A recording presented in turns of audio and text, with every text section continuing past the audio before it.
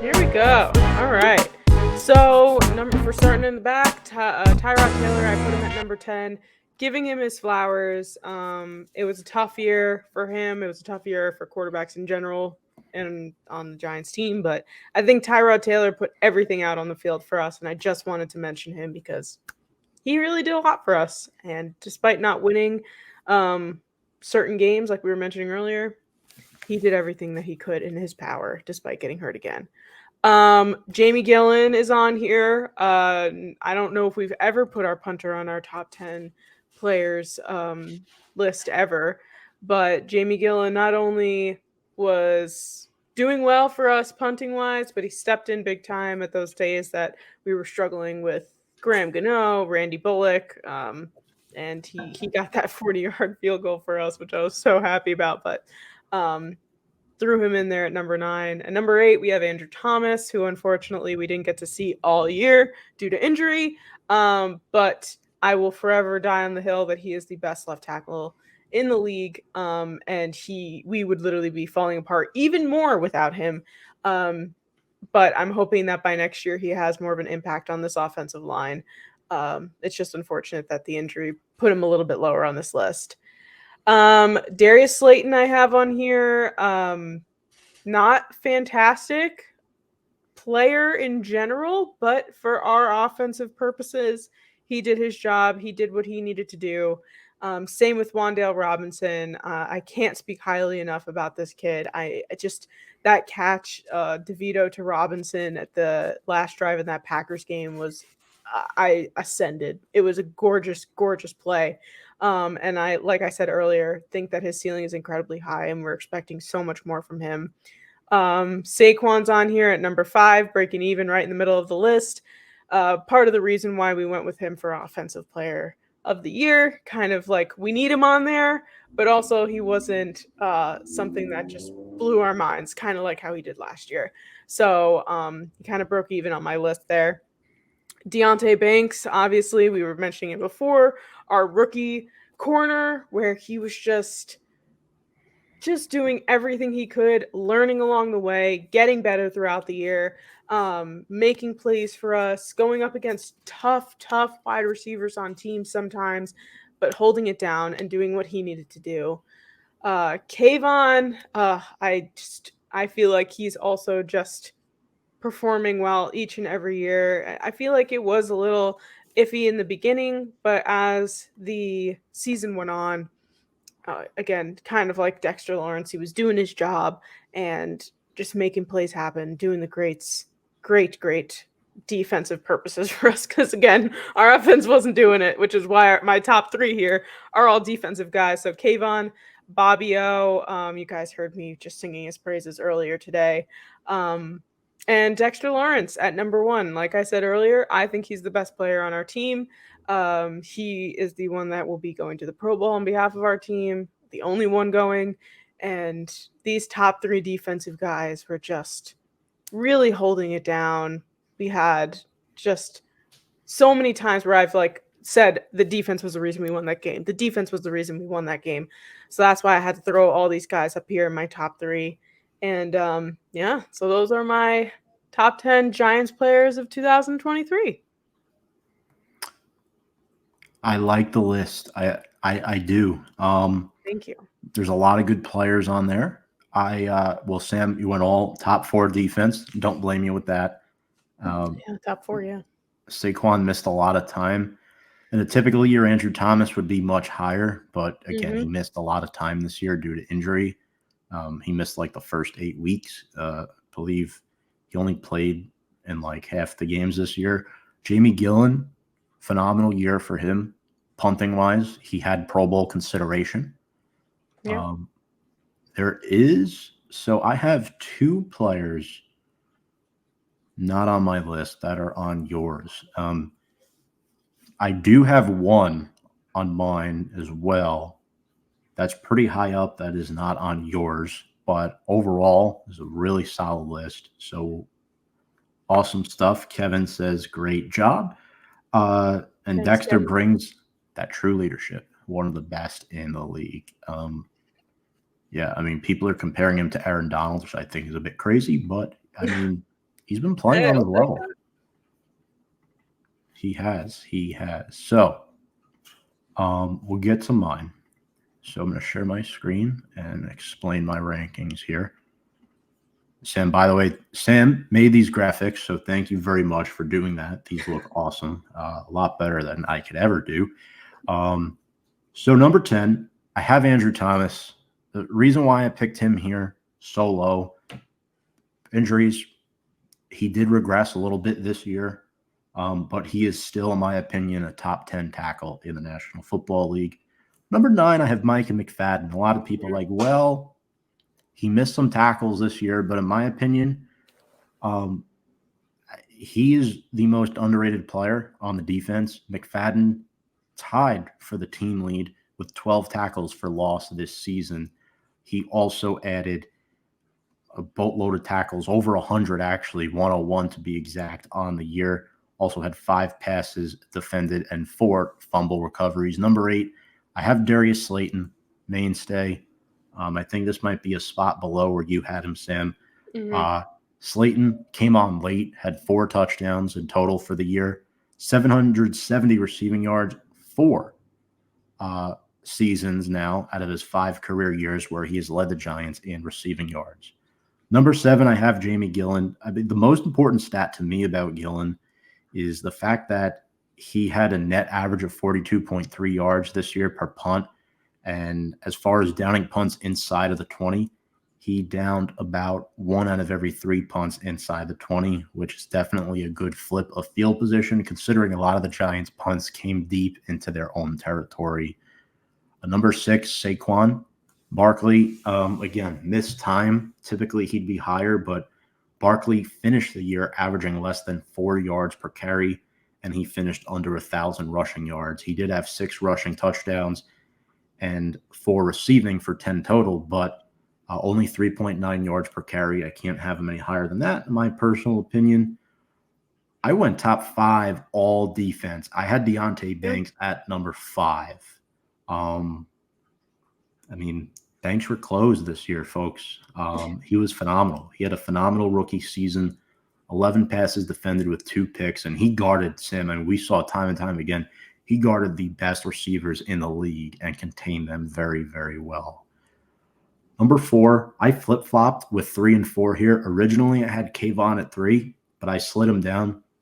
He didn't do much the last couple weeks of the season as far as, getting sacks and whatnot, but when the defense was down at times this year, he really picked up the slack.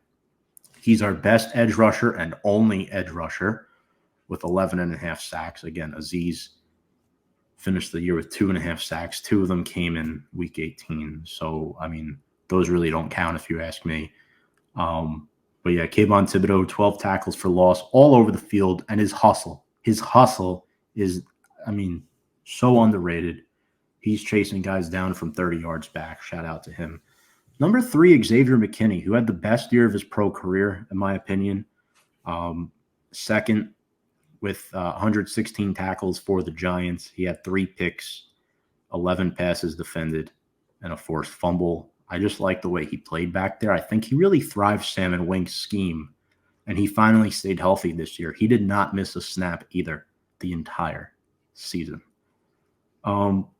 Number 2, I know we listed him as our team MVP, but I wanted to be a little different here. I'm going with Dexter Lawrence. He didn't produce the insanity-style numbers he did last season, but he was still outstanding.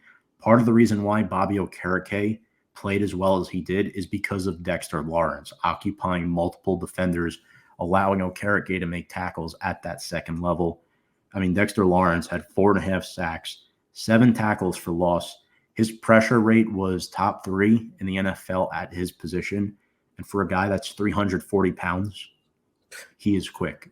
I mean, Sam, that might be the fastest 340-pound person I've ever seen. So, for sure. He is phenomenal. And then number 1, I went Bobby O. I did. I do like Okereke a lot. 4 forced fumbles on the year. I think when it comes to forcing turnovers, Bobby was king in that category. So ultimately, I'm going to roll with him at number 1. I really like what he did. Also, I think the Giants inside linebackers unit was, I mean, Sam, we've talked about this in the past. The Giants don't have inside linebackers. 2020, we were sitting there with Tay Crowder and David Mayo. It was horrible. I mean, I know we had Blake Martinez, but 2021, he got hurt, and then he kind of disappeared. 2022 was not good. We had Jalen Smith, Micah McFadden at times, and I think signing Bobby O might have been the best free agent signing they've had since Plexico. I'll go as far as that and say it, Great signing by Joe Shane. Really, really was an outstanding signing. But any overall thoughts on my list? Any feedback? No, I think I'm actually pretty upset with myself that I forgot about X to put on my list. And Micah. I mean, Micah McFadden and Bobby O together was such an unusual pair, but they did so well. Like, it was like so impressive. And I just loved watching Micah McFadden play. And McKinney, you're right. He had a phenomenal season, and it was again, I'll put all these credit on this defense. And so I'm happy that your top 5 was defense. My top 4 was defense. Kind of makes sense though.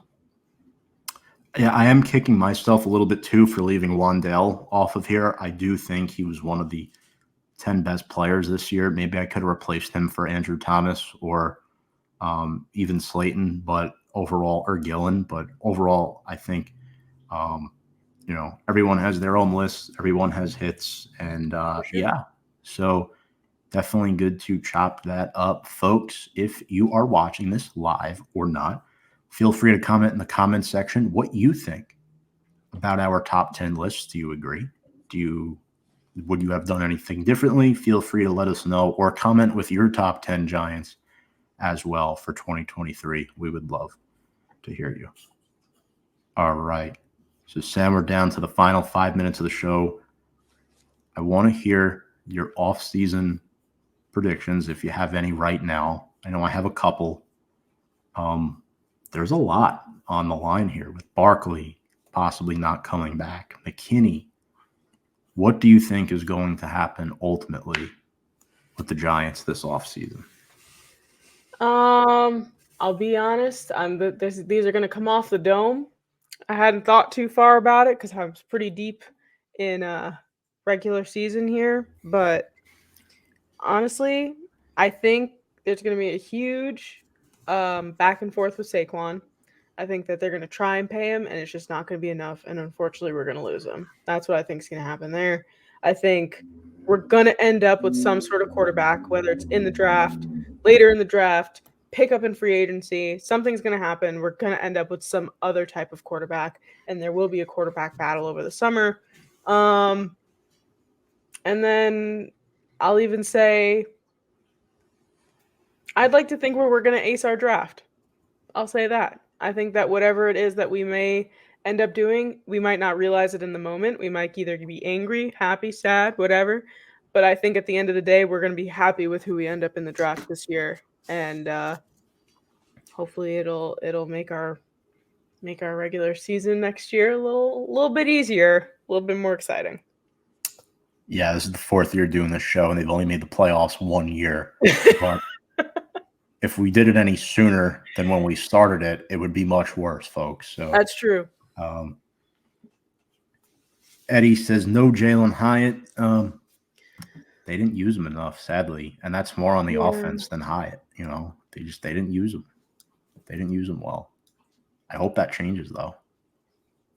I would like to see him on the list next year. Yeah, for sure. Definitely.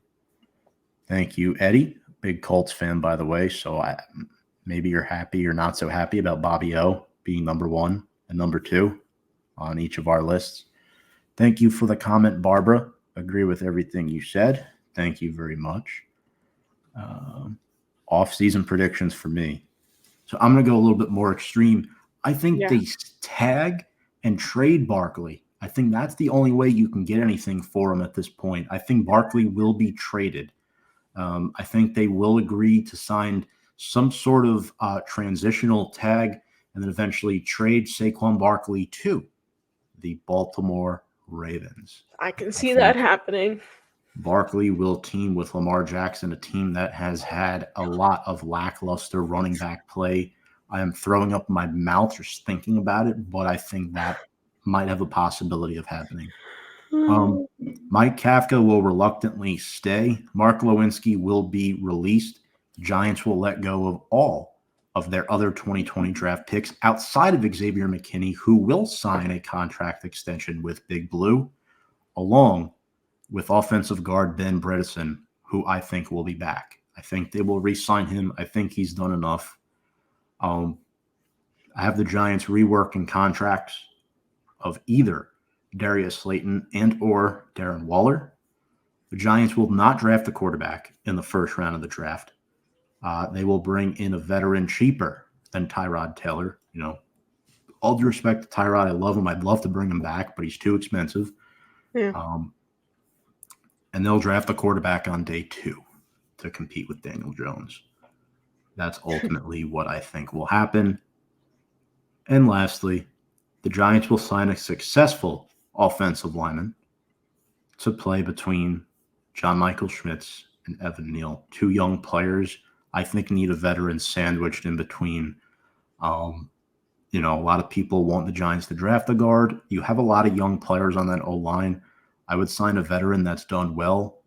A lot of people have talked about possibly Robert Hunt from Miami Dolphins, or one signing that I think is all but guaranteed to happen in free agency, Jermaine Eluemenor.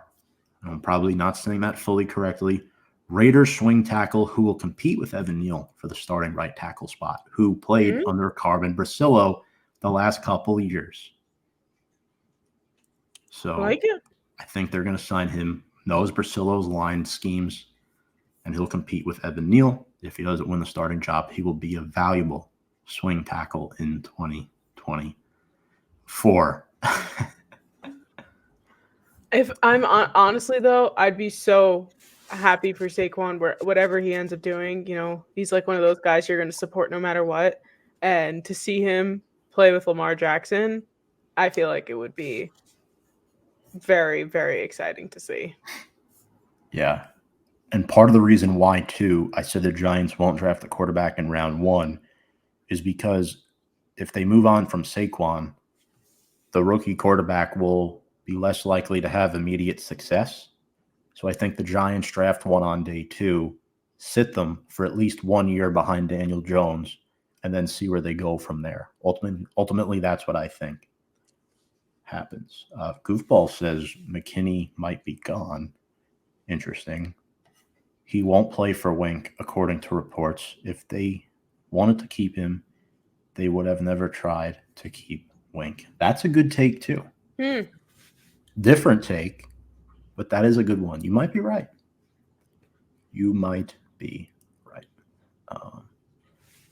Take a look at the Raiders' whole right side. Who is a free agent?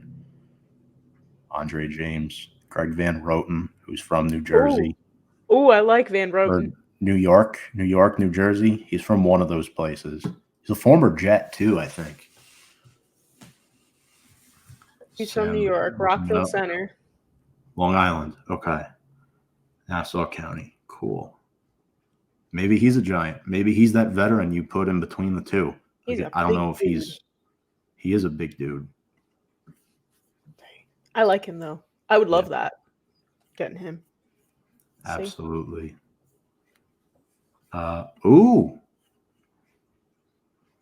Did not know about the New England thing with him. All right. So I think it's all but guaranteed he's coming here. We'll see. Cool. The new name to learn how to say. Yeah, absolutely. Eluemenor, I think. Eluemenor. Sounds French. Eluemenor. Like the R would be silent, but. All right, Sam. Any final thoughts on the season? I'm a little sad. I know we talk all the time, but it's kind of sad for another season to come and go like this. But yeah, I'm excited for this off season. I know we're going to be doing a lot of content coming up, and especially leading up to the draft.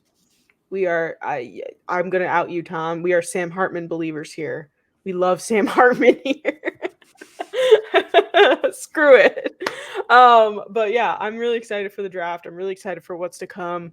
Hopefully the tea is not too hot for the Giants this year. I'd love to keep everything super chill, but we'll see what happens. And it's been a great year. Thanks for having me on as usual, Tom.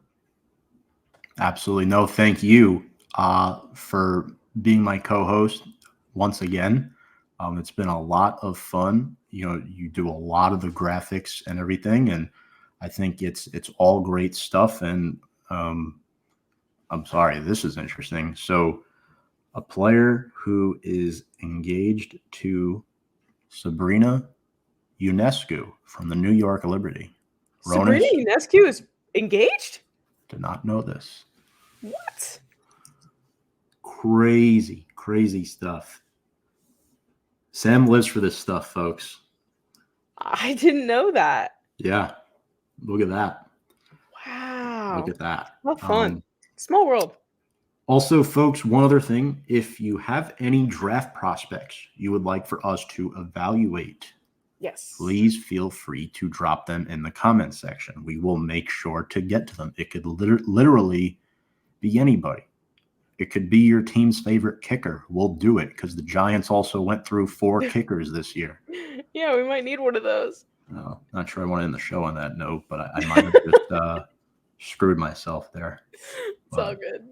Folks, once again, that link tree is coming. But for now, if you'd like to subscribe to us, we're on Instagram, YouTube, and Twitter at Big Blue Avenue. Just put up an in-depth video on our new running backs coach, whose name is escaping my brain at the moment, Joel Thomas. There we go. Appreciate you all. Love all the fans and support. Without you guys, we wouldn't have as good of a show as we do. And it's appreciated. All your comments, likes, shares each and every single week. And stick with us during the off season. We have a lot more coming your way through the off season months. On behalf of Sam Cardona, my name is Tom Scavetta. Thank you all for watching season 4 of our Big Blue Avenue live streams. Stay with us during the off season for our non-live YouTube segments. And without further ado, let's go Big Blue.